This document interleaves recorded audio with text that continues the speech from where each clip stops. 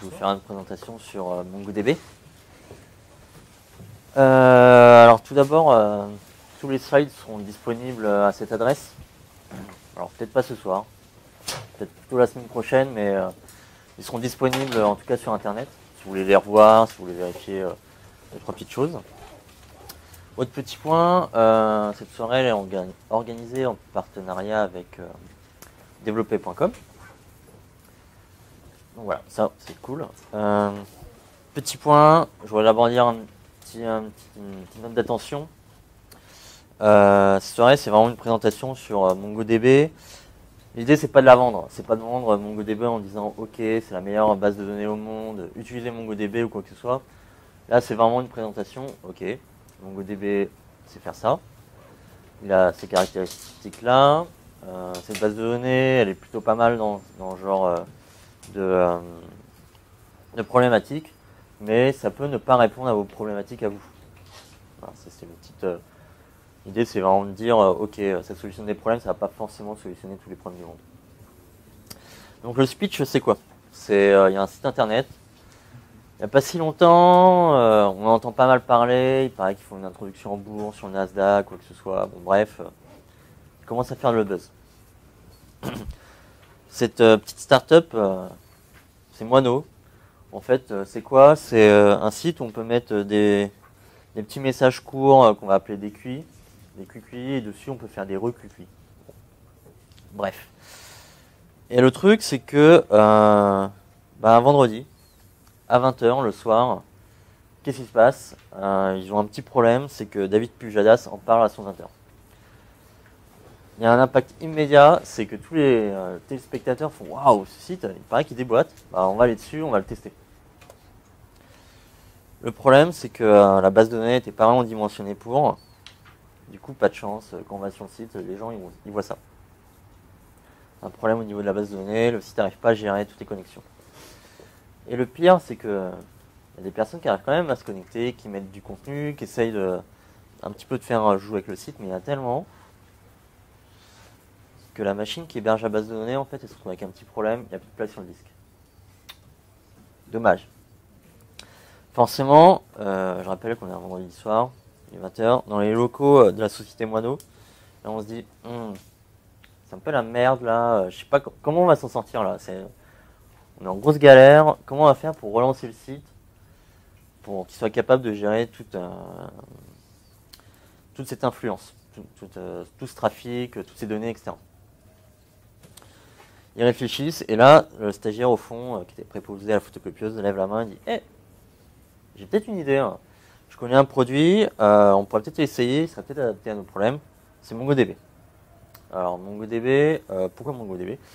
Déjà c'est utilisé par plusieurs boîtes, donc Foursquare, Trello, Eventbrite, donc ça c'est des boîtes américaines, mais aussi par d'autres groupes, d'autres entreprises françaises, comme Criteo, il y a Mappy aussi qui l'utilise je crois. Alors je sais pas pour vous, mais qui pense que MongoDB c'est plutôt associé au Big Data? Personne? Hop, ouais. Vous n'êtes pas les seuls, il suffit de faire un petit tour sur le site internet, il y a Big Data partout. Donc la société derrière MongoDB promouvoit vraiment MongoDB comme étant une base de données Big Data. À ce niveau-là, je ne suis pas forcément d'accord, dans le sens où on peut faire autre chose que du Big Data. Par exemple, moi je m'en suis surtout servi sur des petites applications. Typiquement l'année dernière, j'ai fait une application pour la conférence DevOps France, une animation pour Swatch justement.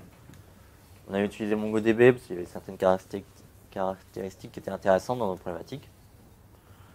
Et vraiment, au final, les données, il y avait quoi? Il y avait 10 mégas à tout casser, quoi. Donc c'était pas vraiment du big data, mais on s'en est quand même servi. Et c'était vraiment très bien adapté à nos problématiques. Ok, donc mon MongoDB. Maintenant, on va voir quelles sont ses caractéristiques. Qu'est-ce que la base de données, finalement, essaie de faire.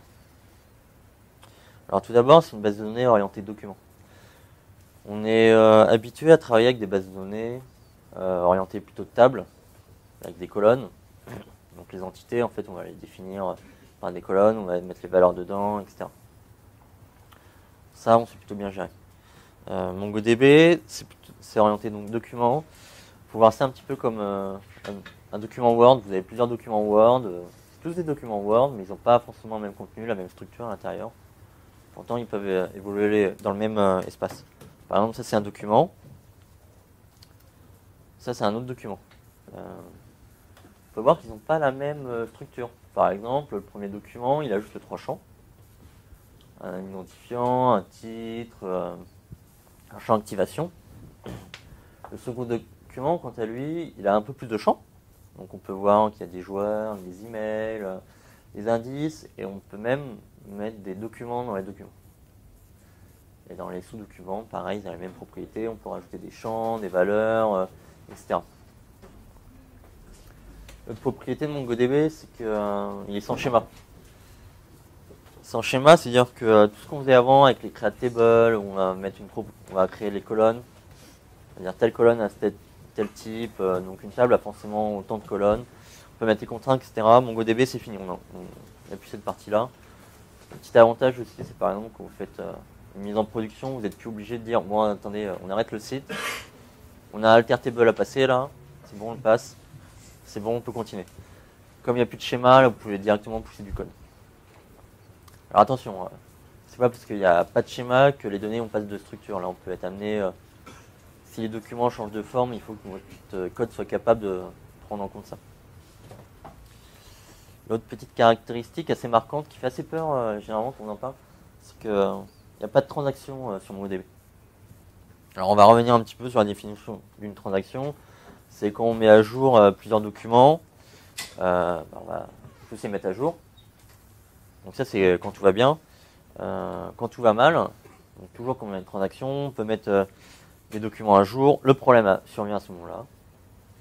Comme on est dans une transaction, on va être capable de faire un rollback, donc on va pouvoir annuler les modifications.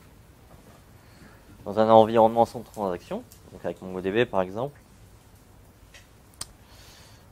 pareil, on retrouve nos documents, on fait nos mises à jour, le problème survient. Là, par contre, on ne va pas pouvoir faire de rollback, il n'y a pas de transaction, on va rester dans cet état-là. Donc il y a des techniques quand même sur MongoDB pour simuler des transactions. Par exemple, un two-phase commit où vous allez modifier une première fois le document et vous allez valider la modification une seconde fois. Alors il n'y a pas de transaction, par contre, MongoDB supporte l'update atomique. Ça veut dire quoi? C'est-à-dire que quand on modifie un document, on est garanti que quand la modification est passe, c'est pas, on va pas modifier la moitié du document. C'est soit on modifie le document comme on veut, soit il n'est pas modifié du tout. Autre caractéristique, il n'y a pas de notion de jointure sur toutes les bases de données relationnelles. On peut faire des jointures. Là, il n'y en a pas. Alors, je dis qu'il n'y a pas de jointure. En fait, c'est vrai, c'est faux dans le sens où les jointures sont embarquées par la notion de document. Par exemple, dans ce document-là, il y a un champ indice qui contient une série de sous-documents. À la limite, on pourrait très bien se dire que ça, c'est déjà une jointure. C'est une pré-jointure. Grosso modo, l'idée, c'est ça.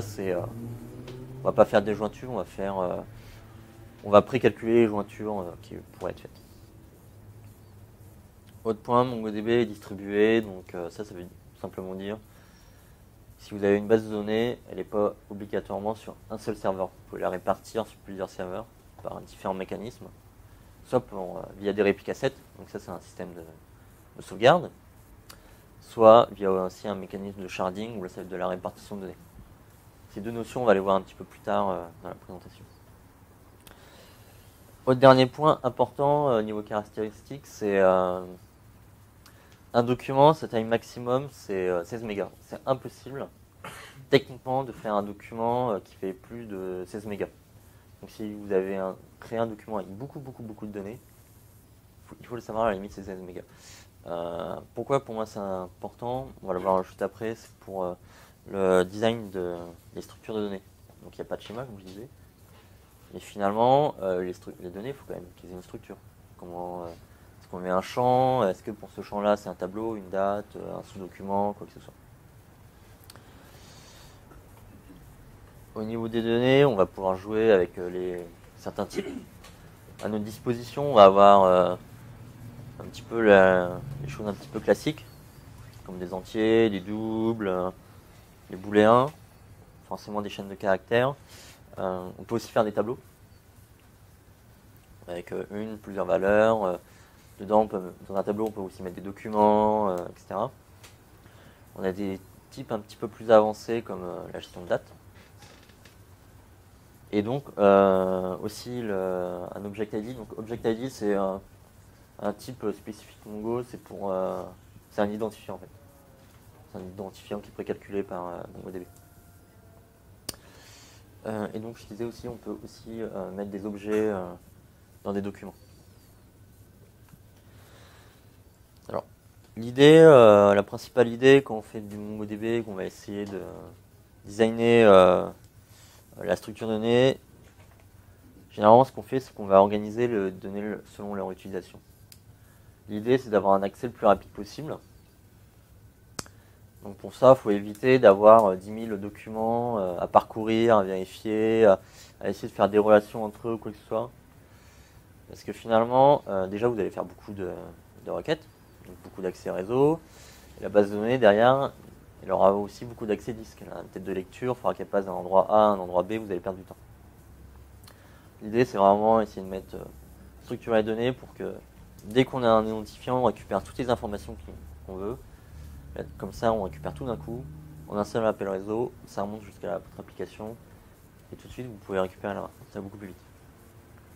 Ça veut dire quoi cette règle? Alors, elle est générale, elle n'est pas, c'est pas une règle absolue, hein. On peut ne pas la suivre. Mais derrière, ça implique des choses, c'est que finalement, il y a un truc qu'il faut oublier, c'est tout ce qui est quatrième forme normale, etc. Là, tout de suite, on peut être amené à un petit peu casser la consistance de données en faisant de la duplication, ou en perdant un petit peu d'informations dans certains cas ou quoi que ce soit. Du coup, il y a un petit twist à faire au niveau de la pensée pour dire, ok, sur une base de données relationnelle, je designerai comme ça. Non, là, faut penser un petit peu différemment, en plus selon les cas d'utilisation. On peut être amené à structurer la donnée pour que, d'une certaine manière, on puisse y accéder plus rapidement. Ou encore, on verra un petit peu plus tard, on peut designer les données pour que, quand il y a un incident, ça impacte le minimum d'utilisateurs possible. Donc, moi j'ai une question. Comment on va structurer, quelle structure de données on va utiliser pour l'affichage d'un message sur notre site internet de Quickly? Alors, on va voir un petit peu c'est quoi un message. Un message dessus, qu'est-ce qu'il y a? Tout d'abord, il y a un auteur. Nous, ce qui nous intéresse, c'est d'afficher les informations liées à l'auteur. Il y a aussi les informations de contenu. C'est quand même des messages avec du contenu, donc il faut quand même qu'on garde le contenu. Et dernière petite partie, c'est la partie Quickly. Donc ça, c'est le nombre d'utilisateurs qui relayent le message à d'autres personnes. Et on aimerait bien aussi afficher les informations des utilisateurs qui font ça. Alors ce qu'on peut faire, c'est faire une structure relativement simple. Donc sur un document, on va lui mettre un identifiant. Ça va pouvoir identifier le message. Okay. On veut les informations de l'auteur. Bon, on va rajouter un champ user. Comme il y a plusieurs informations sur l'utilisateur, on va lui mettre le mail, l'utilisateur. On peut mettre son avatar pour afficher la photo. On peut mettre son nom, sa date d'inscription. Enfin, on peut mettre plusieurs informations. Derrière, forcément, on va mettre le contenu. Et on peut aussi mettre plein d'autres champs.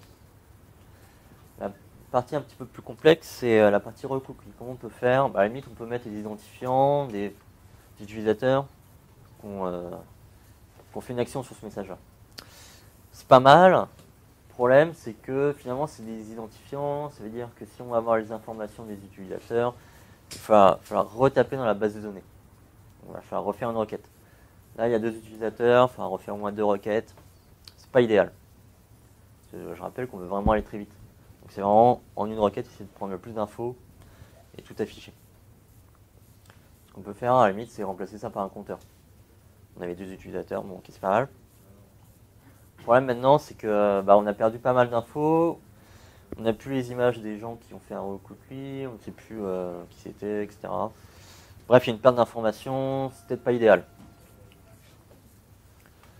Dernière solution, pourquoi pas, c'est pourquoi pas sauvegarder toutes les informations liées aux utilisateurs. Donc, ok, user 1, user 2, c'était ça son nom, son avatar. On peut mettre à la limite rajouter la date quand est-ce qu'il a fait un recoucouille. Ça marche très bien. Je pense que ça marche bien. Ce que je vais vous demander maintenant, c'est on va prendre notre petite machine à voyager dans le temps. On va voir qu'est-ce que ça donne un petit peu dans le futur. Parce que sur notre site, il commence à être pas mal connu. Et dessus, il y a un mec, il a mis un petit message. Form Warriors. Bon. Un message qui a l'air plus ou moins classique. Sauf que l'auteur de ce message, c'est un petit peu le président des États-Unis. Et il connaît du monde. Il connaît du monde parce qu'il y a pas mal de gens qui ont fait un retweet sur son message.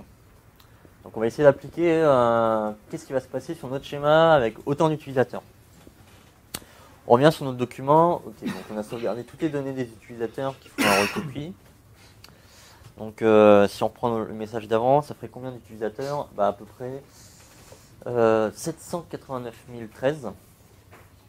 À ce niveau-là, vu le nombre d'utilisateurs, je vous garantis que la limite des 16 mégas, on l'explose. Donc c'est pour ça que c'est vraiment important, c'est qu'il faut réfléchir un petit peu dans le temps comment vont évoluer nos données. Donc du coup là on a une limite. Donc soit notre site s'arrête, soit il faut qu'on change le design. Alors on va revenir un petit peu sur le message, sur les messages. Parce que en fait finalement, nous on veut pas vraiment savoir tous les utilisateurs qu'on fait un recopie, on veut juste ceux qui sont affichés. On ne peut pas mettre 78 780 000 utilisateurs directement sur un message. On va en afficher 2, 3, allez, on va dire 5. Après, ça va déborder. Donc, on veut peut-être utiliser ça à notre avantage pour sauter la limite des 16 mégas. Par exemple, ce qu'on pourrait faire, c'est sauvegarder uniquement les informations des 5 premiers utilisateurs et après mettre un compteur. Alors, après, effectivement, là, le truc, c'est qu'on perd les données de tous les autres utilisateurs qu'on fait un recoucouille. Là, on a juste les infos des 5 premiers utilisateurs. Comme je disais, il faut dire que la quatrième forme normale, il faut l'abandonner. Enfin, on va plus s'en servir. Donc là, on peut dupliquer. Si on veut vraiment, si c'est le genre d'information qui nous intéresse, l'idée serait plutôt de dupliquer aussi les informations de tous ceux qui ont fait un recoucouille, le mettre ailleurs, dans une autre collection, dans un autre document. Ou pareil, là, l'idée, c'est de le structurer pour pas que ça casse les mégas. Et si on veut vraiment savoir tous les utilisateurs, on va refaire un calcul dessus. Le truc, l'idée, c'est que finalement, cette information, on n'en a pas besoin couramment tous les jours quand on affiche le message. On en a juste besoin sporadiquement pour faire des calculs, des statistiques. Et si on n'a pas besoin, que ça s'affiche rapidement, c'est pas grave. On parcourra plusieurs documents. Bon. Nous, ce qui nous intéresse vraiment, c'est d'être capable d'afficher le document vraiment, enfin, le message vraiment très rapidement. L'idée, c'est ça. Pour conclure sur cette première partie, je dirais que le design d'une bonne structure de données, c'est vraiment complexe. Je pense que c'est peut-être même la chose la plus compliquée sur MongoDB. Parce que la mise en place de MongoDB sur sa machine de dev, c'est vraiment très simple. Prendre en main MongoDB, c'est relativement simple. Par contre, faire un bon schéma qui tient dans le temps, ça je pense que c'est un petit peu plus complexe parce que c'est vachement spécifique à son métier. Il n'y a pas de règle absolue qui dit ok, pour faire une bonne base de données, il faut suivre ces règles-là, mettez des index sur ce type de clé-là, ou quoi que ce soit. C'est vraiment vachement spécifique à ce que vous faites, comment vous utilisez vos données.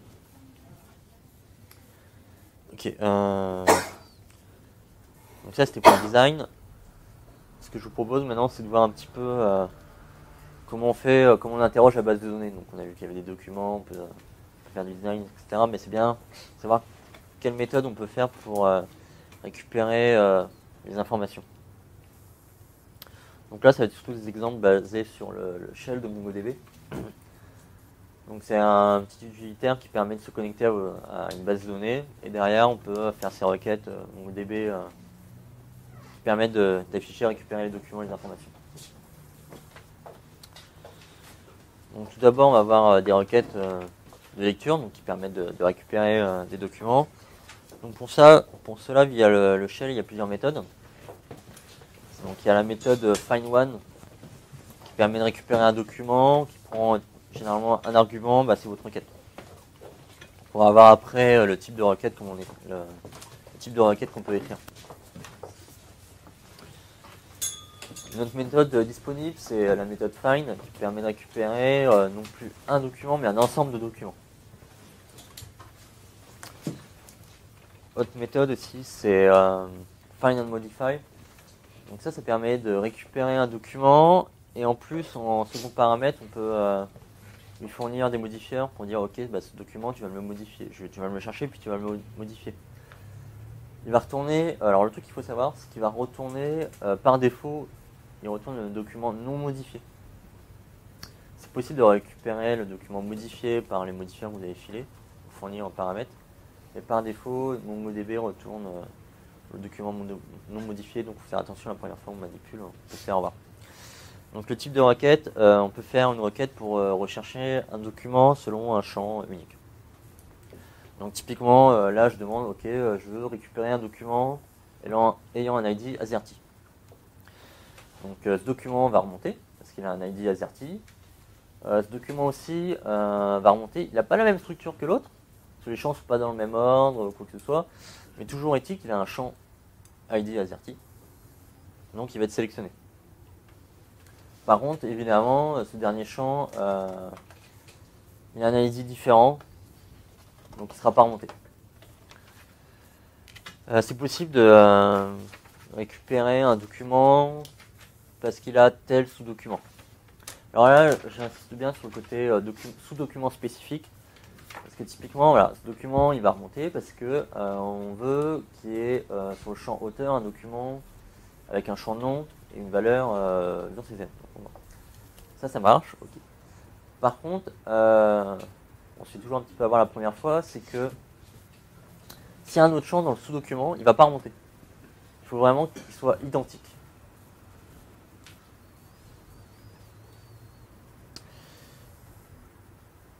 Qu'est-ce que j'ai fait là? Donc pareil,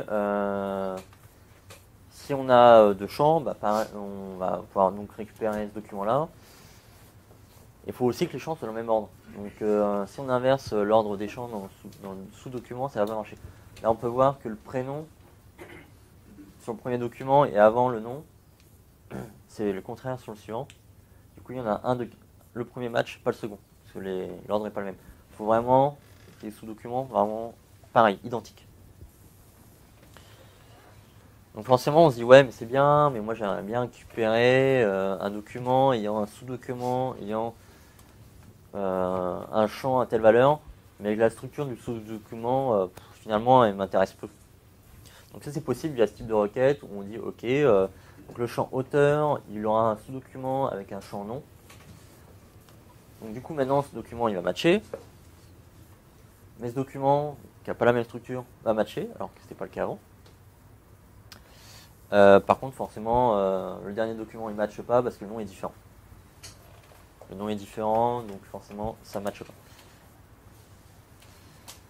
Donc là c'était sur des valeurs fixes, on peut aussi mettre des petits jokers pour dire ok moi j'aimerais bien c'est avoir les documents ayant tel champ ayant une valeur supérieure à 20. Donc ça c'est le cas. J'essaie de récupérer tous les documents ayant un champ recoucui supérieur à 20. Donc sur le premier document il y a 50, il match. Le second document 10. Donc 10 inférieur à 20, ça ne matche pas. Et pareil, si le champ est absent, bah, ça ne matche pas non plus. Donc ça c'était les requêtes pour faire de la sélection de documents. Maintenant ce qu'on aimerait bien c'est pouvoir modifier des documents. Alors pareil, il y a encore des méthodes. Donc il y a une méthode classique insert. Donc là où vous fournissez en paramètre un document, il va écrire tout le document. Tout simplement, il va rajouter le document dans votre collection. Tac. On a aussi une méthode update. Donc le premier paramètre c'est la query pour dire ok j'ai envie de sélectionner tous ces documents. Et le second paramètre c'est le modifieur, c'est qu'est-ce que vous voulez modifier sur ce document là. Alors je dis bien le document, c'est la méthode update, par défaut modifie un document et un seul. Même si votre query elle va sélectionner 50 documents, la modification ne se fera que sur le premier. Donc forcément on se dit ok mais si je veux modifier plusieurs documents, il y a un paramètre pour ça. Il suffit de passer multi à true et c'est bon, votre modification sera appliquée sur un ensemble de documents. Donc, un petit exemple, si on veut modifier le prénom, donc je vais sélectionner un document au pif, je modifie le prénom. Donc avant, le prénom c'était Bob. À votre avis, qu'est-ce qui se passe après cette modification? Attention, il y a un piège. Quelqu'un a un avis? Non? Rien parce qu'il y est déjà. Et ben en fait, pas du tout. Eh ben, pas du tout. C'est aussi, on se fait toujours un petit peu avoir la première fois. En fait, il va écraser le document. Parce qu'on fournit un document en paramètre, du coup il va écraser le document, ce qui veut dire que le nom va disparaître, on va regarder que le prénom. Donc là pareil, on se fait toujours un petit peu avoir la première fois. En fait, si on veut modifier juste un champ, il y a un joker pour ça, donc là c'est $7 pour dire ok, mon document je veux pas qu'il change, je veux juste modifier le champ prénom. Donc on refait pareil, le prénom c'est Bob, là on applique la requête, tout de suite ça marche mieux, il y a juste le prénom qui change. Donc là c'était pour modifier une valeur, ok c'est cool. Si on veut incrémenter une valeur, ou décrémenter, ça marche pareil. Pareil, un petit joker, donc ici c'est $ink. Donc notre document, là c'est simple, hein, s'il a 5, on va passer à 7 parce qu'on demande une incrémentation de 2. On peut aussi, il y a des requêtes aussi pour ajouter des éléments dans un tableau. Donc si vous avez un tableau de 3 éléments, si vous voulez qu'il passe à 4, c'est possible. Pareil, un petit joker, donc là c'est push. Donc on a notre petit contact Robert. Donc là on a John, Bob, forcément avec notre petite modification. Robert va s'ajouter dans la liste des tableaux, dans le tableau. Donc ça normalement c'est assez classique, assez facile à prendre en main. On a aussi, du coup sur MongoDB, il y a une notion d'index. Là on va voir qu'il y a 2-3 index qui sortent un petit peu de l'ordinaire par rapport à ce qu'on connaît. Donc il y a des index classiques, donc un index sur un champ name, donc ça sur un champ unique. L'idée de l'index, pour rappel, c'est accéder plus rapidement au document, c'est comme un livre de cuisine. Ok, telle recette est à telle page, j'ai pas besoin de parcourir tout le livre, je sais à quel endroit c'est, je peux y accéder directement. Donc on peut le faire sur un champ unique, on peut faire un index un petit peu plus complexe en jouant sur 2 champs. Donc on va dire là, typiquement cette requête permet de dire ok je veux un index sur le champ name et sur le champ date dans l'ordre décroissant. Alors là on va avoir un index un peu plus sympa, c'est le GeoIndex. Maintenant il y a de plus en plus de données qui sont géolocalisées. Vous pouvez dire ok ce document là il a telle position géographique, etc. Vous pouvez faire un index dessus. Et derrière vous pourrez faire des requêtes, par exemple pour avoir tous les documents qui sont autour de ce point dans un périmètre de 100 mètres. Ça, c'est la requête basique. On l'essaye tous de faire joujou, mais vous pouvez aussi faire des formes un petit peu plus complexes, des carrés, des polygones, etc. Donc vous pouvez avoir une sélection assez fine des documents dans un ensemble, dans un espace géospatial. Du coup, pareil, on a fait un petit concours Open Data, on s'en est servi. Donc là, c'est un exemple. Il n'y a pas énormément de données sur. Là, donc là, c'est Boulogne-Billancourt. Il n'y a pas énormément de données, mais il y en aurait un peu plus. Donc là, c'est tous les arrêts de bus. Il y en aurait un peu plus. On verra vraiment que ça fait un cercle. Sachant que nous, là, la requête, ce qu'elle fait, c'est qu'elle récupère tous les arrêts de bus qui sont dans tel périmètre, avec ici le centre. Et ça se fait super bien, c'est sur une requête. C'est vraiment hyper simple. Autre index plus ou moins rigolo, c'est un index avec un time to live. Vous avez des documents et en fait au bout d'un certain temps vous voulez qu'ils soient supprimés. Avec MongoDB c'est possible, il suffit de mettre un index dessus et dire ok au bout de tant de secondes ça supprime. Alors après c'est un index qui est pas hyper précis dans le sens où c'est en secondes. Si vous voulez jouer au niveau de la nanoseconde ou quoi que ce soit, c'est pas la bonne solution. Mais si c'est juste au niveau de la seconde, c'est pas mal. Ça peut être intéressant sur votre cas. Donc les index c'est bien, sauf que il faut savoir si nos requêtes utilisent des index ou pas. Donc comme les bases de données classiques, il y a un explain. Et il nous sort ce type d'information. Donc sur une requête, il va vous dire ok, ta requête elle utilise ce type de curseur. Elle a retourné n éléments, donc n documents. Pour voir à ta requête, j'ai dû scanner tant d'éléments et j'ai ordonné, est-ce que j'ai ordonné ou pas. Il y a un petit peu plus d'informations.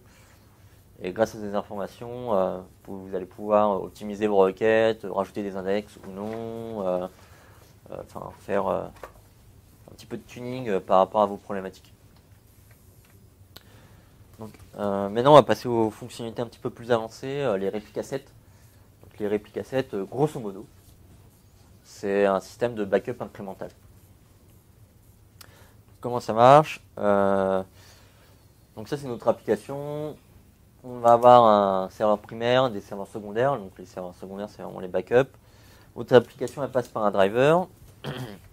Si elle veut écrire, elle va systématiquement écrire dans le primary. Toutes les modifications vont taper dans le primary.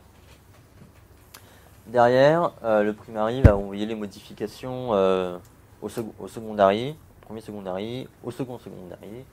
Du coup, vos modifications, elles sont réparties partout. Derrière, ça c'est bien, vous avez fait une écriture, mais maintenant vous allez bien faire une lecture. Donc vous passez par votre driver. Il va pouvoir taper dans le primary. Donc il y a les dernières modifications, il n'y a pas de problème. Mais il est possible également de configurer le driver pour dire ouais en fait non, j'ai pas envie de consulter uniquement le primary, mais j'aimerais bien aussi taper les secondary, voir le serveur le plus proche.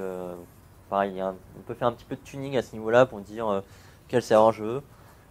Donc là déjà, il faut réfléchir à quel type de lecture vous voulez, parce que finalement quand vous faites une écriture, vous allez écrire dans le primary, et si vous faites une lecture et que vous la configurez pour le secondary, il est possible que vous fassiez une écriture et qu'elle ne soit pas encore disponible dans le secondary. Donc c'est-à-dire qu'il peut y avoir un temps où il y aura une inconsistance de données. Donc pareil, votre application, il faut réfléchir si c'est important pour vous ou pas. Typiquement sur Twitter, des fois on peut envoyer un message. Si on fait actualiser tout de suite, on n'aura pas le message écrit sur le site. Bon, pourtant vous avez bien envoyé le message. C'est sûrement parce qu'il tape sur les serveurs secondaires, il faut d'abord qu'il soit propagé, quoi. Donc si c'est pas grave, vous pouvez configurer pour taper sur les secondaires, ça fait un petit peu de round-robin de répartition en lecture. Donc comment ça marche tout ça? En fait, ça marche par un système d'error bits. Donc il y a un primary qui fait ok, toi t'es mon secondary, ok c'est bon, tout va bien. Mais comment ça marche dans un scénario catastrophe? Et on va prendre le pire scénario. Le pire scénario, forcément, c'est quand le primary tombe. Dans ce moment-là, les heartbeats du primary, ils ne sont plus envoyés. Parce que le serveur il est plus disponible, il a peut-être brûlé, on ne sait pas trop. Maintenant, il y a une nouvelle élection en fait, qui va se faire entre les deux secondaries pour dire ok, qui de nous deux devient le primary? Bon, il y en a un des deux qui va devenir primary, ok. Donc vous allez pouvoir reprendre l'écriture sur le primary, et derrière, le primary, lui, il va continuer à répliquer sur le dernier secondary qui reste. Ok, c'est bien. Donc on a vu que le primary il a un problème. On le répare, on le remet en ligne. Qu'est-ce qui se passe? Maintenant on a deux primary. En tout cas les heartbeats ils reprennent. Ok, donc ils se redécouvrent. Comme le cluster voit que maintenant il y a deux primary, et on se pose la question, maintenant qui est vraiment le primary? Il y en a un qui a repris la main avant que le premier primary soit revenu. Bref, il y en a un qui est primary bien avant l'autre. Du coup, le premier primary va devenir maintenant un secondary et va reprendre son retard avec la réplication. Il va reprendre, le primary va renvoyer toutes les données que le serveur remis en ligne n'avait plus. Du coup, il va reprendre le retard pour être synchro par rapport aux autres serveurs. Donc c'est vraiment un backup incrémental. Ce qu'on peut faire sur l'architecture, c'est on va mettre un primary, on peut mettre un secondary, le tout au même endroit géographique. Par contre, du coup il y a la réplication qui va se faire entre les deux serveurs. Ça peut être intéressant s'ils mettent un secondary ailleurs, dans un autre endroit, où il y aura une réplication. Pourquoi?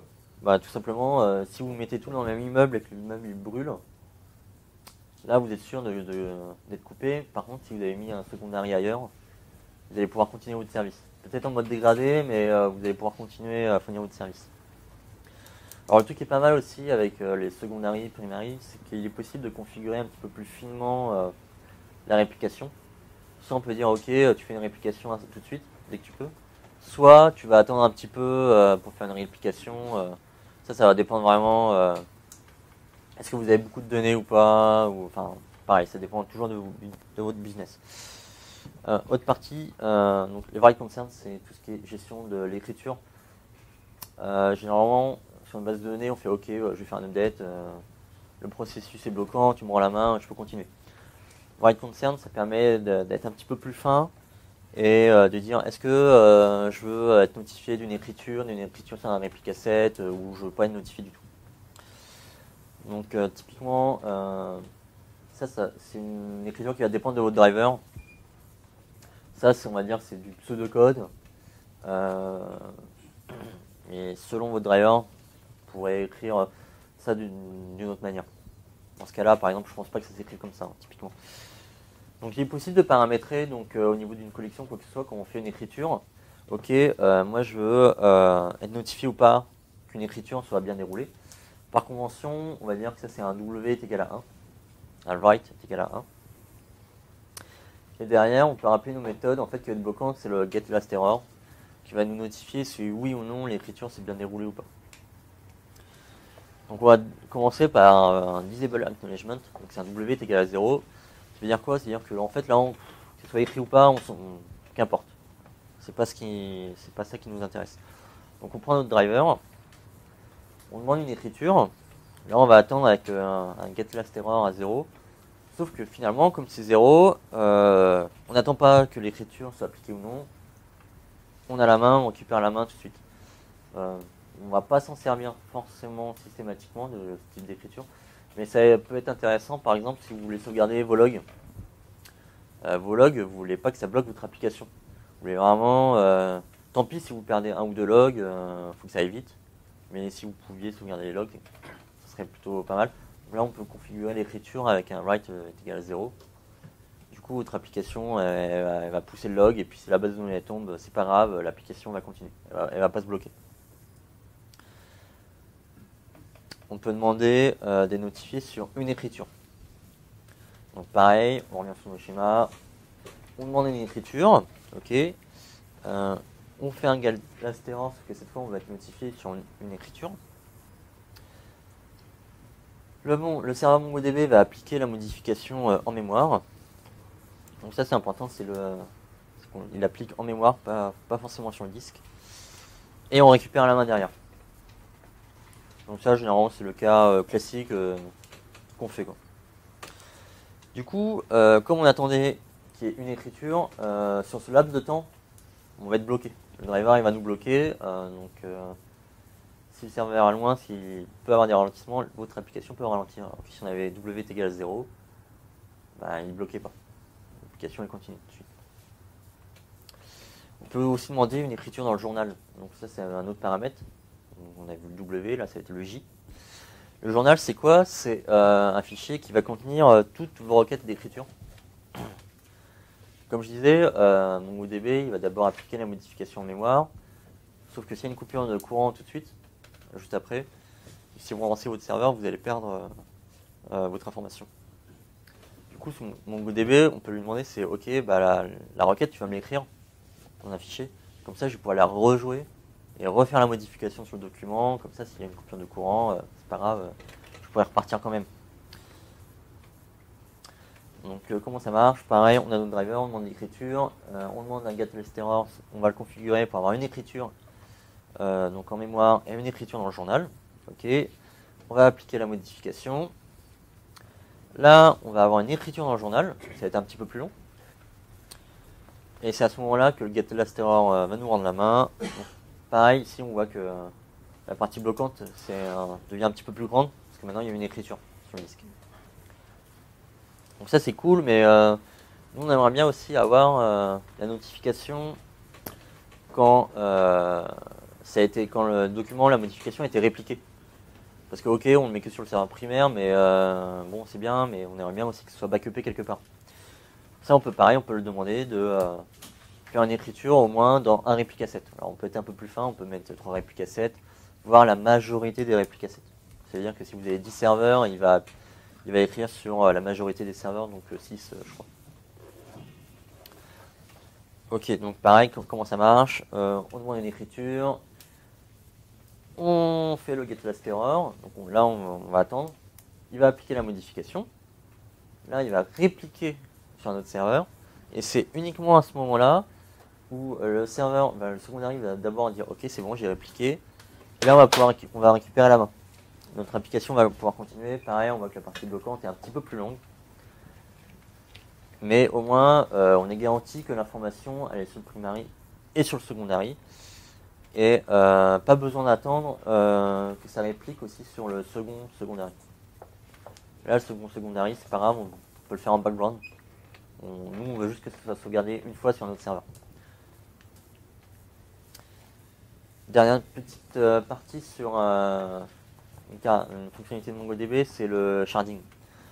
Là c'est vraiment de la répartition de données, c'est ok, on a vu qu'une base de données finalement elle est limitée un petit peu par la taille du disque, du serveur où il est. Comment on fait si on a vraiment beaucoup de données, on est limité donc par la machine. Ce qu'on pourrait faire, c'est répartir les données sur plusieurs machines. Donc ça c'est l'idée du sharding, c'est vraiment répartir les données sur plusieurs serveurs. Donc on a notre collection. Donc la collection c'est un ensemble de documents. Ce qu'on va faire, c'est qu'on va, comme je viens de le dire, on va la répartir sur plusieurs machines. On va appeler ça des shards. Et ces shards, en fait, ils contiennent un ensemble de documents.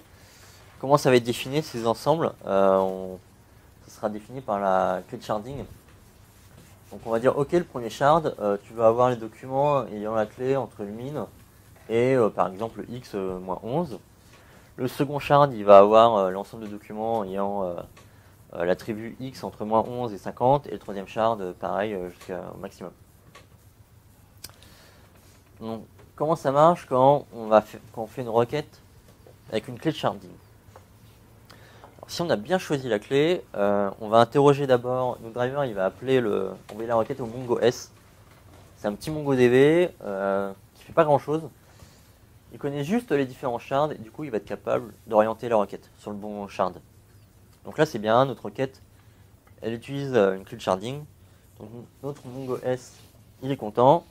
Il sait que pour cette requête, les documents qui vont nous intéresser sont sur ce shard-là. On fait une autre requête avec d'autres valeurs sur la clé. Il sait que cette fois les documents sont sur ce shard-là. Et pareil, on peut continuer comme ça. Bref, il est capable de deviner le bon shard directement. Mais qu'est-ce qui se passe quand on fait une requête où il n'y a aucun champ qui appartienne à la clé de sharding? Le MongoS, quand il reçoit la requête, il est un peu plus embêté. Du coup, ce qu'il fait, c'est qu'il interroge tous les serveurs. Il récupère les données, il agrège et il retourne le résultat. Ça, c'est important. C'est que finalement, si vous avez beaucoup de shards et que vos requêtes systématiquement sont incapables de choisir le bon shard, va falloir faire beaucoup d'interrogations, va falloir attendre le résultat de tous les serveurs, agréger et récupérer le résultat. Donc pareil, niveau perf, faut y réfléchir. Donc ça, c'est comment ça marche, grosso modo. En fait, c'est un petit peu plus complexe, il y a des serveurs de configuration, quoi que ce soit. Donc, petite question, là on va réfléchir à qu'est-ce qu'une bonne clé de sharding pour gérer sur notre site les messages d'un utilisateur. Donc, ce qui nous intéresse, nous, finalement, c'est en une requête, est-ce qu'il est possible de récupérer tous les messages d'un utilisateur? Alors, ce qu'on peut faire, c'est identifier, par exemple, un message, tous les messages des utilisateurs, avec un ID. Donc, je vais revenir sur la définition de qu'est-ce qu'un ID en MongoDB. On peut mettre un petit peu ce qu'on veut, mais généralement, ce qu'on peut faire, c'est utiliser un Object ID. Un Object ID, en fait, c'est une grosse valeur qui est composée de plusieurs parties. La première partie, c'est un timestamp.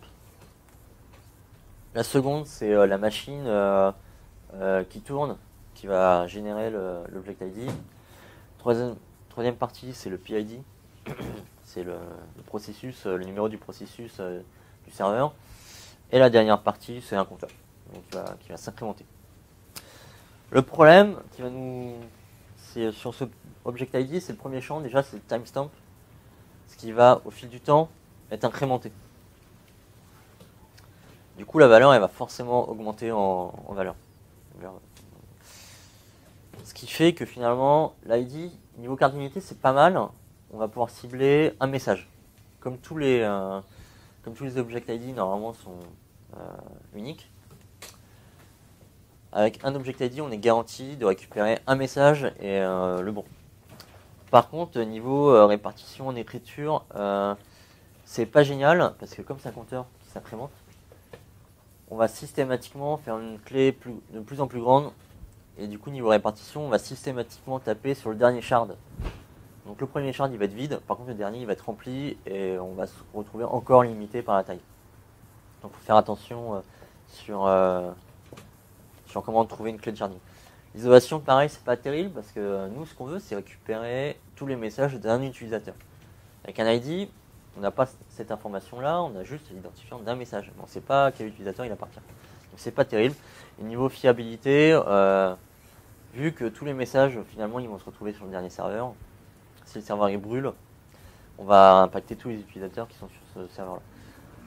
Donc on va voir un petit peu tout ça avec un schéma. Si on fait une écriture, comme je disais, c'est un compteur qui fait que grandir. Le MongoS, il va dire, ok, je te mets sur le dernier serveur, le dernier shard. Si on veut chercher les messages d'un utilisateur, on va être obligé d'interroger tous les serveurs et fouiller tous les documents, faire ok, ce document il fait bien partie pour cet utilisateur là ou que ce soit. Donc ça va être très long, c'est pas forcément idéal. En plus, comme il y a des documents pour notre utilisateur un petit peu partout, ça va être le cas pour tous les utilisateurs. Si le serveur il brûle, s'il y a un serveur qui brûle, tous les utilisateurs vont être impactés. Ça c'est pas terrible. Enfin c'est pas terrible, c'est pas forcément ce qu'on veut. On peut peut-être choisir notre clé, c'est finalement, pour éviter de taper toujours sur le dernier serveur, on peut hacher l'object ID. Donc une fonction de hash, c'est une répartition uniforme. Donc là, maintenant, c'est plutôt pas mal, on a toujours une bonne cardinalité, et on va avoir une meilleure répartition en écriture. Donc si on écrit le document, comme c'est uniforme, on va l'écrire sur le premier shard, sur le troisième shard, sur le shard du milieu. Bref, on va vraiment répartir les données. Ça, maintenant, tout de suite, c'est pas mal. Par contre, on veut toujours essayer de récupérer les documents d'un utilisateur. On n'a toujours pas l'information de l'utilisateur. Donc on se retrouve encore à être obligé d'interroger tous les serveurs. C'est pas terrible. Et pareil, si un serveur brûle, tous les utilisateurs vont être impactés. Notre utilisateur, il a des messages, il les aura ou il les aura peut-être pas. Bref, c'est une situation pas forcément géniale s'il y a un problème. Je parle pas mal de l'utilisateur, alors du coup, pourquoi pas l'utiliser directement avec les sharding. Donc maintenant, ça c'est pas mal. Donc maintenant qu'on va faire en écriture, c'est l'utilisateur qui va être utilisé. Les utilisateurs qui sont plus ou moins uniformes. On va pouvoir les répartir sur les différents shards, c'est pas mal. Quand on va essayer de chercher un utilisateur, comme la clé sharding c'est l'utilisateur, là c'est bien, on va pouvoir taper directement sur le bon shard qui contient bien les messages de cet utilisateur là. Par contre si le serveur il brûle, pareil, là c'est pas mal, c'est que comme les utilisateurs ils vont avoir un shard à eux, si un shard qui brûle, il y a un certain nombre d'utilisateurs qui vont pouvoir continuer à travailler, ils vont pas être affectés par le problème. Alors effectivement il y a un shard qui a brûlé, tous les utilisateurs sur ce shard là ils sont plus ou moins morts, mais les autres ça marche encore. Donc le service il va être dégradé, mais il va être fonctionnel. Par contre niveau cardinalité c'est pas génial, c'est que on peut récupérer tous les messages d'un utilisateur, mais on peut pas récupérer un seul message, on peut plus l'identifier. Du coup, il faut trouver une autre clé de sharding, et c'est ça, faut pas forcément penser à la plus évidente. Ce qu'on peut faire, c'est faire une clé composée avec l'utilisateur et une sorte de timestamp. Parce que finalement, un utilisateur, ça envoie rarement, voire jamais, deux messages dans la même seconde, voire dans la même nanoseconde. Donc du coup, on va avoir une bonne cardinalité. Normalement, on ne peut pas avoir deux messages au même moment. On va avoir une bonne répartition en écriture, parce qu'on va avoir le user qui rentre dans la clé, on va pouvoir les mettre sur les différents shards. On va avoir une bonne isolation. Nous, ce qu'on veut, c'est récupérer tous les messages d'un utilisateur. Dans la requête, on met le user, on récupère tous les messages d'un utilisateur. Et pareil, on va avoir une bonne fiabilité. Si le serveur brûle, on va pouvoir continuer à travailler. Donc si on revient sur le schéma, si on fait une écriture avec un user, on peut le mettre sur le premier shard, sur le deuxième, sur le troisième shard, on va sur le shard du milieu. Ça va dépendre de notre utilisateur. Si on veut récupérer les messages d'un utilisateur, comme on a le user dans la clé, on va pouvoir taper le bon shard, les récupérer. Et comme il y a une bonne isolation, si un serveur brûle, notre utilisateur va pouvoir continuer à récupérer les messages. Alors effectivement, il aurait été sur le dernier shard, il aurait été un peu plus embêté. Donc ça, c'était les différentes fonctionnalités. C'était vraiment une présentation un peu générale. Donc on a vu le réplica set, comment faire de l'interrogation de base de données, les write concern, le sharding. Par contre, pour aller plus loin, il y a plusieurs choses. MongoDB propose un site où vous pouvez suivre une formation en ligne. Maintenant, il propose même des certifications. C'est dans différents langages, donc il y en a pour Java, pour Node.js, aussi pour les DBA. Si vous ne faites pas de Python, vous pouvez quand même vous inscrire, par exemple, à la formation Python. Il y a un peu de Python, mais il y a surtout beaucoup de MongoDB. On fait pas mal de trucs dans le shell, on fait du sharding, du replica set, etc. C'est vraiment intéressant de les suivre, parce qu'il y a des usages basiques, mais assez avancés quand même. Donc, on va vraiment, sur ce genre de formation, on peut en avoir fait deux. On met en place un replica set, un sharding, on fait du design de données, on fait un petit peu. Moi j'ai suivi la formation Java, on fait un petit peu de Java, mais c'est vraiment mineur par rapport au reste.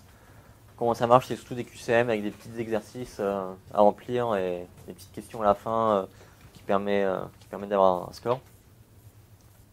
Donc ça c'est ce que propose MongoDB, la société MongoDB.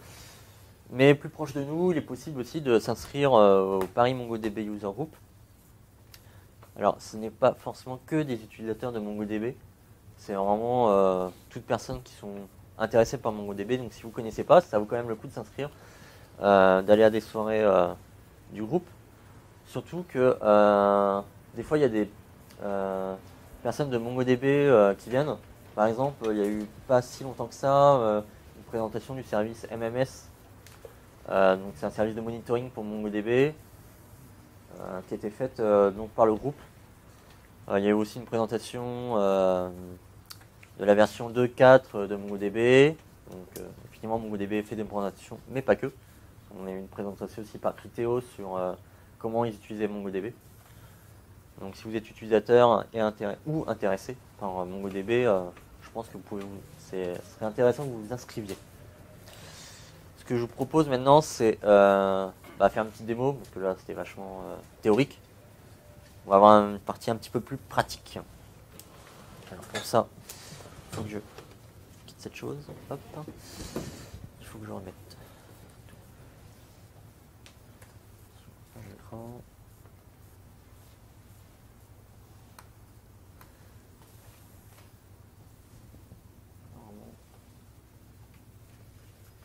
Voilà, donc vous voyez la même chose que moi. Donc l'idée c'est de faire ce genre de site. Ok.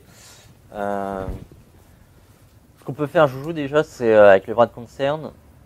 Je peux dire, ok, moi je veux pas être notifié qu'il y a un problème réseau ou quoi que ce soit. Je veux quand même pouvoir envoyer un message. Ah, bah ça marche pas, pas de chance. C'est l'effet des mots. Je vais relancer. Ah oui, c'est l'application.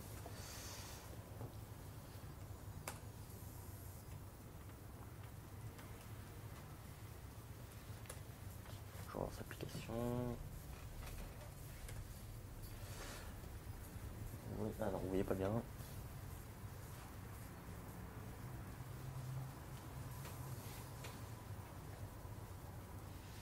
Ok. Là, ce que je vais faire, c'est que je vais lancer MongoDB, enfin une instance de MongoDB. Je vais lui dire, ok, je veux que les fichiers de base de données, tu me les enregistres à cet endroit-là. C'est un répertoire que j'ai déjà créé. Alors ça, c'est un petit paramètre en plus, c'est que MongoDB, il alloue par défaut une grande place pour pas avoir à réallouer des fichiers de plus grande taille sur le disque. Et moi je vais lui dire ok, comme c'est juste une petite démo, pas besoin, tu me fais juste un petit fichier, ça va marcher. Ok, donc mon application est relancée, mon write concern. Ok, donc là il essaie d'écrire, en fait il n'y a pas de base, il y a la base de données qui se lance. Ok, donc ça marche. Tac, hop. Par exemple, si je coupe le serveur de base de données, donc là je vais couper MongoDB. Hop. Comme je suis un write concern, je veux pas savoir si la base de données est là ou pas, normalement ça marche. Donc là il est bloqué, mais il est bloqué en lecture parce que il essaie de récupérer mais il n'y a plus rien. Donc on lance la base de données. C'est bien. On va rajouter des messages. On va vraiment vérifier. Je vais être au courant qu'il y a au moins une écriture.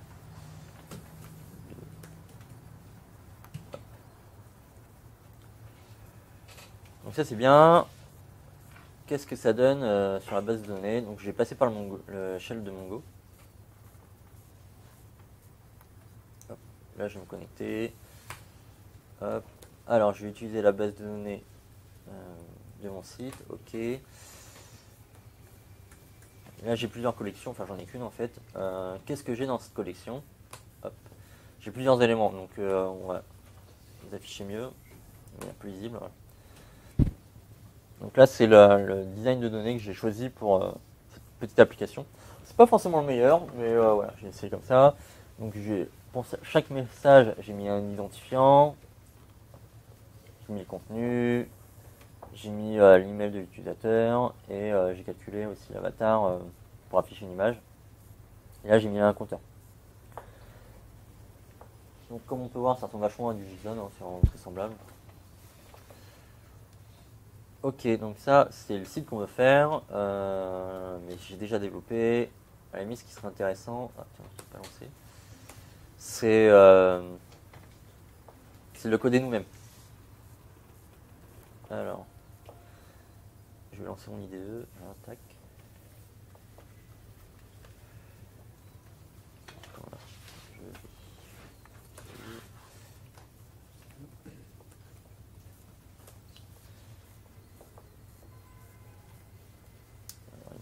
alors, voilà.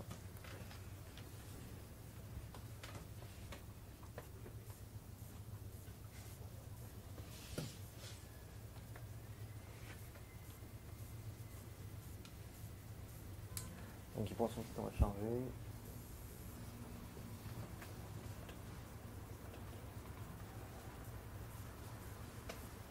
Allez.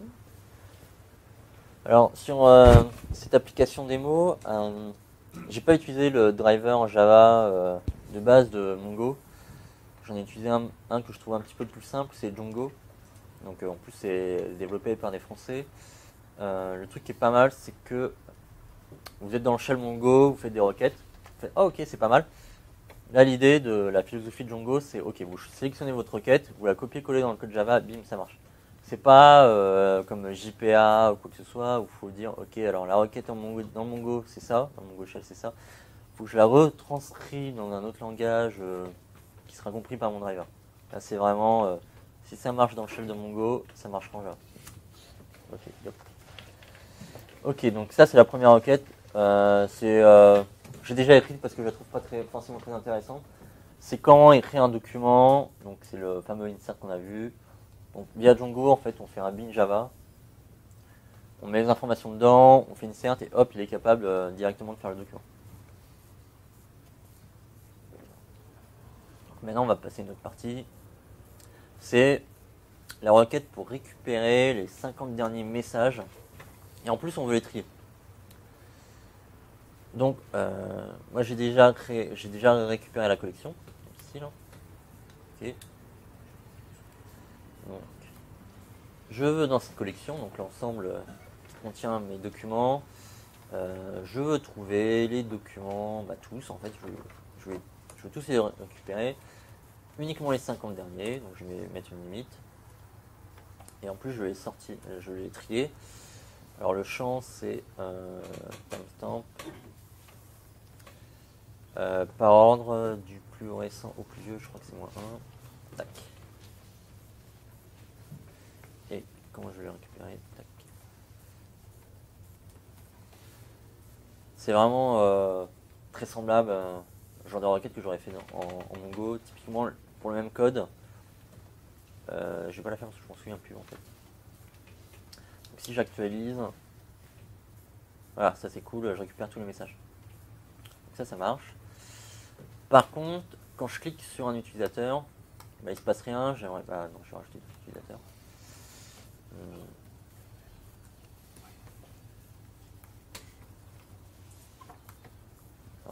J'aimerais bien afficher que les messages de Bill Gates, par exemple. Quand je clique, il se passe rien. C'est parce que j'ai pas encore fait la requête. Donc c'est cette partie de code là.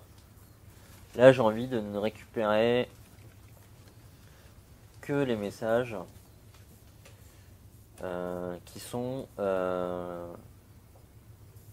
qui ont été écrits par l'utilisateur ayant l'email bill@get.com, donc c'est passé un paramètre.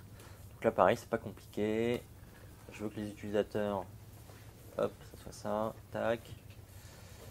Je mets pas de limite.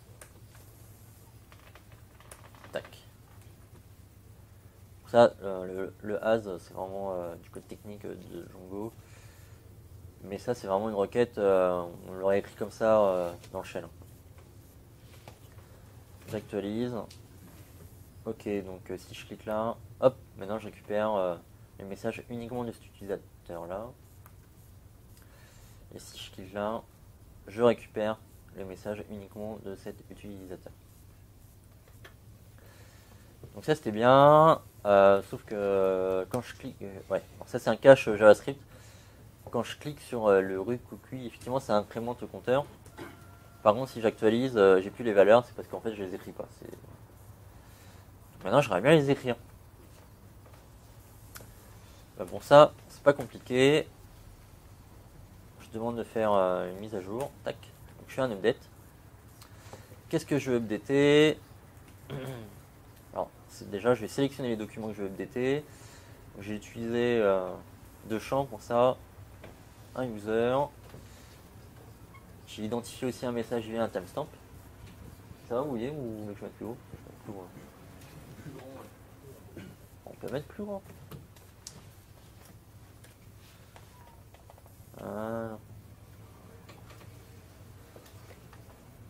Tac. Voilà. Donc j'identifie un utilisateur via donc son email et le message via le timestamp. Ok. Et qu'est-ce que je veux modifier? Alors je ne veux pas écraser le document, je veux vraiment modifier juste un champ. Et le champ que je veux modifier c'est recoucui. Et je crois que la syntaxe c'est ça.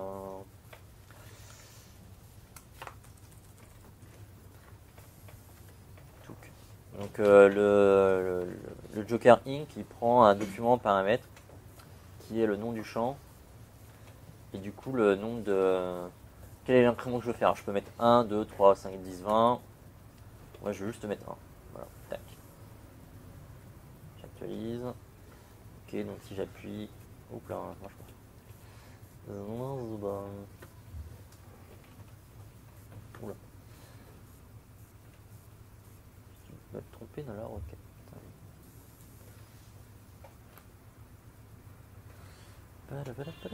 Oui, j'ai oublié de mettre paramètre. User.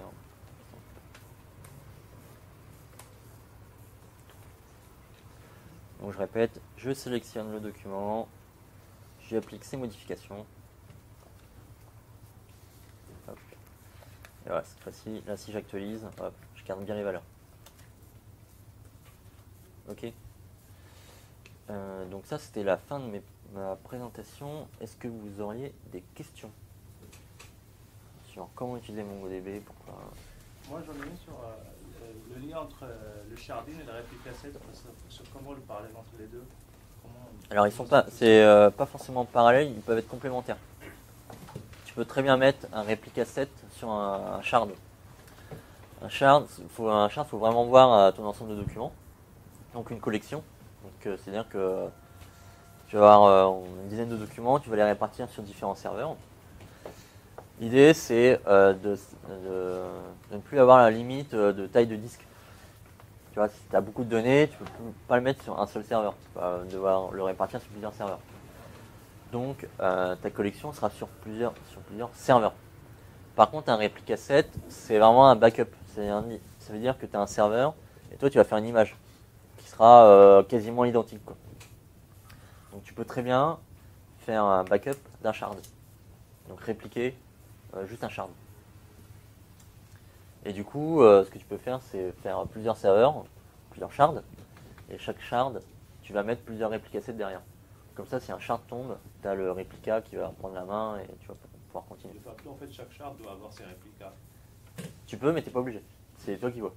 Si tu as envie, par exemple, que ton application, si tu n'as pas les moyens de t'acheter une dizaine de serveurs, mais par contre, tu as beaucoup de données, et ben, tu vas peut-être vouloir que sharder. Par contre, si tu as envie d'avoir beaucoup de données et en plus du backup, tu vas sharder et tu vas faire du réplica sur tes shards. Par contre, si tu n'as pas beaucoup de données, mais tu as envie de beaucoup les backuper, tu vas pas faire de shard, tu vas faire juste un réplica set. Et c'est systématiquement deux réplicas ou Non, tu peux en faire 1, 2, 3. Alors, je crois que 1, ça marche pas parce que c'est pas très intéressant. Parce que du coup, si le primary tombe, bah, le secondary ne peut plus répliquer, quoi. Quand il va devenir primary, il ne pourra plus répliquer. Donc, faut en mettre un peu plus. Et pareil, comme je disais, tu n'es pas obligé de répartir au même endroit, etc. Tu peux vraiment configurer comme tu veux. J'ai une autre question concernant la taille des documents. Je disais c'est 16 mégas, si je me rappelle bien. C'est ça. Ça correspond à quoi concrètement en fait? Par exemple, sur une application comme ça, pour atteindre les 16 mégas, c'est quoi? Pour avoir une idée plus ou moins. Non, mais là, en fait, c'est plus ou moins. Enfin, c'est vrai que ça va dépendre un petit peu de ce que tu veux faire, mais on va prendre un blog. Un blog, donc il y a du contenu, et en plus, dans ton document, tu vas enregistrer les commentaires. Ton document, on va dire, tu as beaucoup de contenu. C'est une recette, c'est un blog de recettes. Généralement, on va dire, ça fait 1 méga un document. C'est vraiment du doigt mouillé. Par contre, un jour, tu as une recette qui fait un carton sur Internet, et tu as beaucoup de commentaires. Et là, les mecs sur Internet, ils peuvent mettre beaucoup de commentaires, c'est nos limites, quoi. Donc là, effectivement, les 16 mégas, tu peux les taper. Donc il faut faire attention, ça va varier tes données, quoi. Pour un fichier, par exemple, tu vas vite te retrouver limité. Alors, ça je ne l'ai pas dit, ils en parlent dans les formations MongoDB, mais si vous voulez enregistrer des fichiers, il y a un autre système qui est fait pour justement enregistrer du contenu volumineux. Je pense que la question, peut-être, c'est pourquoi le choix du 16 mégas? Alors il l'explique dans la documentation, mais je m'en souviens plus. Donc je ne répondrai pas. On peut avoir le même champ dans plusieurs index. Est-ce qu'on peut avoir le même champ dans des index différents? Oui, je crois que oui. Parce qu'il y a des limitations de l'autre. Oui, parce que on peut ordonner, les index aussi. Et après, tu peux faire aussi un index simple, un index composé, du coup, selon ta requête, taper dedans. Index composé limité à 2 valeurs ou c'est... Non, je crois que tu peux en mettre plusieurs. Après, je sais pas exactement la limite max, mais tu peux en mettre plusieurs.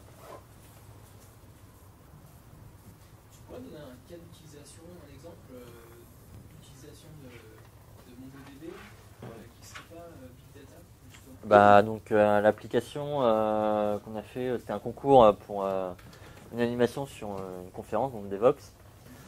Alors, pourquoi on s'en est servi? C'est pour le côté sans schéma. L'idée, c'était... c'est une animation pour un salon, donc ça va durer, le salon va durer 3 jours, on va se servir dans l'application que 3 jours. Il ne faut pas qu'on mette beaucoup d'argent dessus, il faut qu'on la développe extrêmement rapidement, et il faut qu'elle soit faite en un minimum de temps. Et du coup, MongoDB était bien pratique, parce que comme il n'y a pas de schéma, dès qu'il y a une modification de la base de données, on n'est pas obligé d'arrêter le serveur, d'appliquer les modifications, on modifie en live. Derrière, en plus, j'ai utilisé le framework Play Framework, où grosso modo, l'idée, c'est tu modifies ton code, tu fais comme je viens de le faire en fait, tu fais refresh, boum, les modifications, tu les as en live. Donc MongoDB, on n'a pas besoin d'arrêter le serveur, d'appliquer des modifications. Plus Play Framework, on n'a pas besoin d'arrêter le serveur pour appliquer les modifications, c'est direct, quoi. Quand on a une idée, on la code, ça marche. On n'a pas besoin de dire ah merde, là faut que je m'arrête pour passer des requêtes. Mais en fait, quand on dit bien modifier la base, c'est en phase de développement ou de production finale? Phase de développement. Parce que comme c'était pour un salon, c'était un événement, la production on l'a fait 2 jours avant. Quoi. On est en production 2 jours avant et après on n'y touche plus pendant 3 jours et puis voilà. C'est vraiment du one shot. On s'en est servi sur un concours open data aussi. C'est la capture d'écran que j'ai mis dans la présentation, où c'était pour géolocaliser tous les moyens de transport autour d'un endroit. Du coup, ça s'est fait en une ligne de code. Au final, on n'avait que une ligne de code en Java, qui était l'interrogation de la base de données. C'était OK, je te donne ces coordonnées, tu me donnes tous les documents qui sont autour de ce point-là, et c'est tout. Après, le reste, c'est du JavaScript. Là, pareil, c'était pas du big data. Après, ça peut être intéressant sur si vous voulez forcer un petit peu la dénormalisation de données. Par exemple, si vous faites un service plus ou moins d'autocomplétion, on va dire vous voulez mettre une ville et vous voulez les aéroports, les trains, enfin les gares qui sont dans cette ville-là. Si vous faites une base de données classique et que vous respectez la 5e forme normale, etc., vous allez avoir une table ville, une table aéroport, une table gare. À chaque requête, elle va faire une jointure sur les 3 tables. On va falloir essayer de taper bien les index en plus. Donc forcément, c'est un peu long. Par contre, si vous dénormalisez les données, que vous en faites des documents, hiérarchisés en plus, possible de les hiérarchiser en documents sous documents, etc. avec MongoDB. Si vous mettez une clé, c'est par exemple on va dire pour Paris, vous mettez Paris, vous mettez un index là-dessus, et vous pouvez faire une requête avec une regex. Voilà, tu me donnes tous les documents qui commencent par P, qui commencent par PA, qui commencent par PAR. Là, ça va être direct, ça va récupérer le document et vous affichez le document direct. Donc là, pareil, ça peut être intéressant. Sachant que pour ça, il est aussi possible de faire une base de données relationnelle. Hein. Mais via la structure de document sous document, ça peut être intéressant de le faire en MongoDB aussi.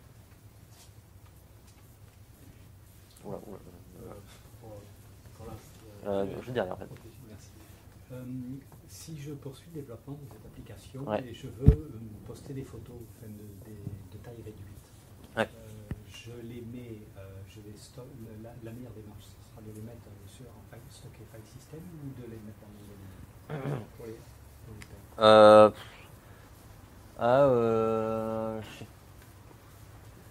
ça va dépendre. Après, ce qui peut être intéressant, c'est de les mettre dans GridFS, donc c'est la partie MongoDB qui gère les fichiers. Et derrière, je pense que c'est possible de mettre un réplica set, etc. Ça va pas forcément aller plus vite, mais par contre, tu vas pouvoir backuper. Donc ça peut être une fonctionnalité intéressante. Pareil, ce GridFS, je connais pas trop. Hein. Mais je sais pas si on peut mettre, par exemple, les index de time to live. Ça peut être intéressant si, par exemple, tes photos, elles ont une durée de vie. Tu vois. Après, niveau temps d'accès sur le disque, là, je sais pas trop. J'ai pas utilisé la base de données trop dans ses retranchements pour pouvoir répondre à ça. C'est une type binaire du coup ou pas on peut, GridFS permet de stocker du binaire. Après, dans les documents directement en Mongo, je crois que c'est possible, mais je suis pas sûr. Pareil. Là, à ce niveau-là, il y a aussi un truc qui est pas mal, c'est la doc de MongoDB qui est pas mal. Hein. Il suffit d'aller dessus et elle est assez claire, elle s'est bien construite. La plupart des schémas qui sont dans ma présentation, je peux aller les chercher loin, hein, je vais les chercher dans la documentation de MongoDB. Je crois qu'il y avait d'autres questions par là. Ouais. Est-ce que tu pourrais citer quelques inconvénients de MongoDB par rapport à une base de données relationnelle? C'est très simple. Ton business, il a absolument besoin d'une transaction. MongoDB, ça va être compliqué parce que tu as des manipulations pour feinter un peu l'absence de transaction, mais tu n'as pas de transaction. Toi, tu as envie qu'il y ait absolument une consistance de données. C'est pas forcément l'idéal. Ou par exemple, tu as envie que ta base de données elle vérifie des contraintes. Tu veux que, alors pas ton document, mais ton entité, elle ait un champ, une colonne avec tant de caractères. Pas plus, pas moins. Une base de données relationnelle, tu mets une contrainte, ça marche direct. MongoDB, t'es coincé. Pareil, si dans un document, tu mets un identifiant d'un autre document dans une autre collection, là, tu n'as pas moyen de savoir s'il existe ou pas.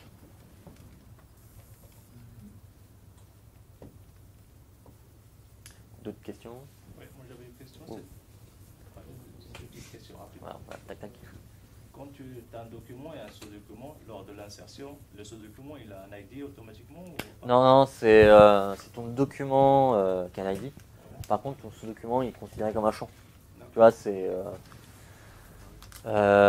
pas, faut pas imaginer comme étant un autre document. Il fait partie intégrante du parent, quoi. Et du coup, si je veux lui attribuer un ID, il faut que je le stocke d'abord ailleurs. Ah, mais alors la question, c'est est-ce que tu as vraiment besoin de mettre un ID? Ouais.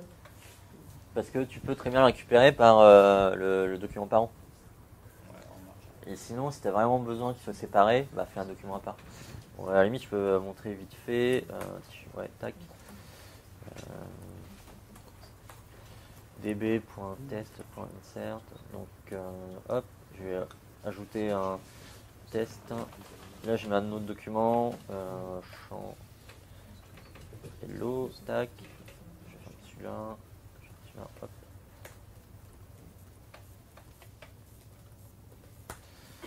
Voilà, tu vois, il y a un sous-document là, il n'y a pas d'AI. Voilà. Ah, attends, d'abord, après je passe pas derrière. La deuxième question, c'est pour passer en fait le requêtage. Alors, en fait, l'unité atomique d'éléments remontés, ça reste toujours des documents en fait. Ouais. On ne peut pas avoir un champ d'un. Alors, si, ouais, j'en ai pas parlé. Tu peux, alors je sais plus c'est quoi la syntaxe, mais tu peux dire, ok, je vais récupérer ce document. Par contre, tout le document ne m'intéresse pas. Je veux juste le champ ABC. Ça, c'est ce qu'on appelle une projection. Et du coup, tu vas pouvoir limiter ce que tu vas remonter. Donc, pas besoin de remonter tout le document. J'ai une question, on a beaucoup parlé de Spring Data pour MongoDB. Est-ce que ça facilite en fait tout ce qui est requêtage ou des librairies qui sont plus adaptées par rapport à... Alors, pour répondre à ça, il faudra que j'ai utilisé Spring Data. J'ai pas utilisé Spring Data. Par contre, là, au MongoDB User Group, j'ai parlé à quelqu'un qui m'a dit, parce que moi j'aime bien Django, donc j'en fais un peu la pub un peu partout, qui m'a dit ouais, Django, on était parti dessus, et en fait, on a ressenti des limites, des contraintes. Bon, il m'a pas dit lesquelles, mais du coup, il est repassé sur Spring Data, il avait l'air content. Et pareil, là où je suis en mission, ils utilisent un peu MongoDB, ils sont partis sur Spring Data, et ça n'a pas l'air de les choquer plus que ça. Donc, bon. Pour l'install, on est obligé en fait de l'installer sous Linux ou il y a d'autres. Ça marche sous Windows, sur Mac.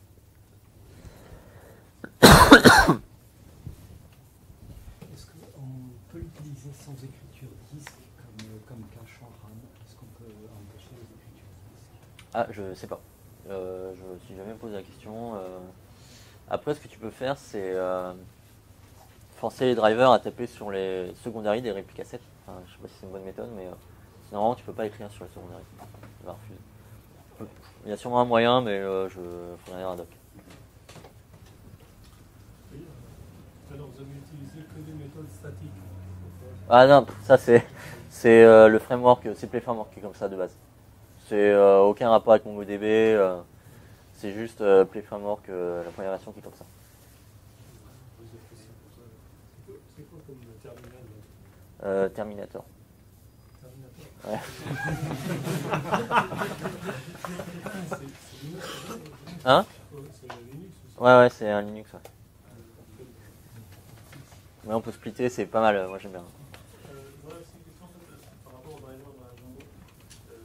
Là en fait, tu es passé en fait un bin Java Ouais. pour mapper en fait en base les données. Ouais.